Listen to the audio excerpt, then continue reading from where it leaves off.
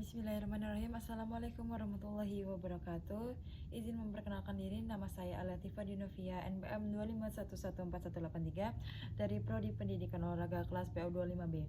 Di sini saya akan menjelaskan tentang apa itu ekonomi Islam.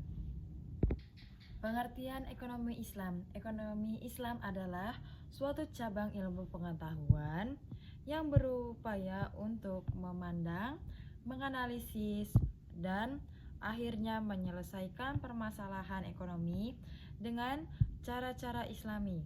Cara-cara yang didasarkan atas ajaran Islam, yaitu berlandaskan Al-Quran dan Sunnah Nabi.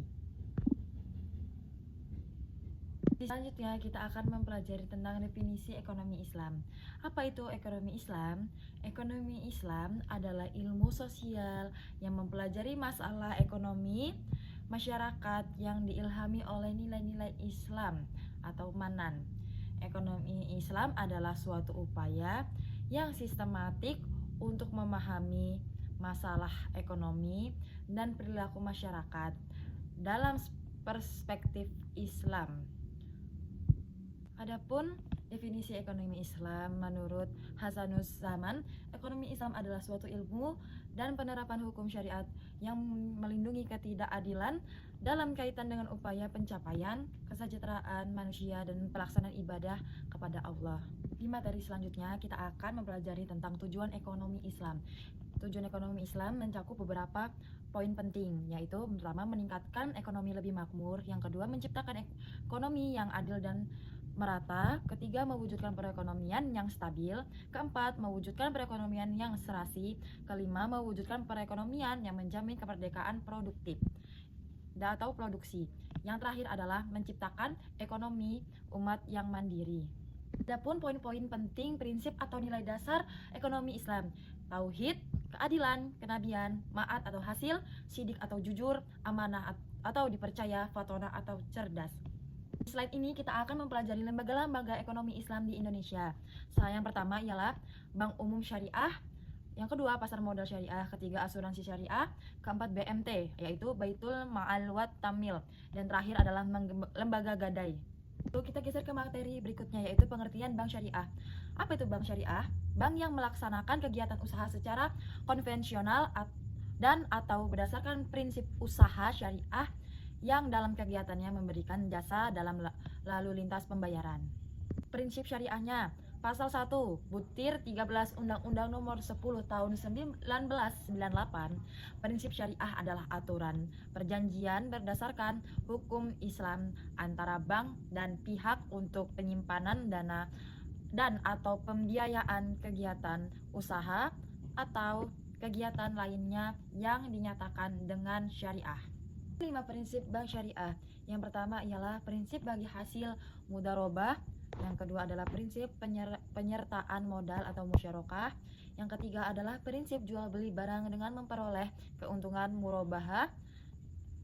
Selanjutnya pembiayaan barang modal berdasarkan prinsip sewa murni tanpa pilihan ijarah. Dan yang terakhir adalah pilihan pemindahan kepemilikan atas barang yang disewakan dari pihak bank oleh pihak lain, ijarah wa itikna. Berikutnya ialah materi tentang peran bank syariah. Bank syariah turut berperan dalam menunjang pembangunan ekonomi bangsa Indonesia, terutama melalui upaya peningkatan peranan pengusaha muslim dalam perekonomian nasional dan bertindak sebagai katalisator sebagai pengembangan lembaga-lembaga keuangan syariah di Indonesia. Adapun fungsi bank syariah, yaitu yang pertama adalah manajer investasi. Apa itu manajer investasi? Bahwa bank syariah tersebut merupakan manajer investasi dari pemilik dana yang dihimpun, karena besar kecilnya pendapatan bagi hasil yang diterima oleh pemilik dana yang dihimpun sangat tergantung pada keahlian, kehati-hatian, dan profesionalisme dari bank syariah. Yang kedua ialah jasa keuangan. Bank-bank Islam juga menawarkan berbagai jasa-jasa keuangan lainnya untuk memperoleh imbalan atas dasar agensi, kontrak, atau sewa. Contohnya meliputi letter of guarantee, wire transfer, letter of credit, dan lain-lain. Yang ketiga adalah investor. Investor adalah investasi yang sesuai dengan syariah tersebut, meliputi akad murabahah, sewa-sewanya, musyarakah, akad mudharabah, akad salam, atau istisna.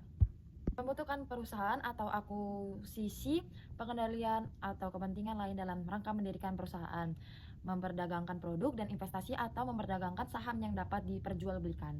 Yang terakhir ialah fungsi sosial. Konsep perbankan Islam mengharuskan bank-bank Islam memberikan pelayanan sosial, apakah melalui dana qard, pinjaman kebajikan atau zakat dan dana sumbangan sesuai dengan prinsip-prinsip Islam. Lalu kita pelajari adapun kajian terhadap asuransi.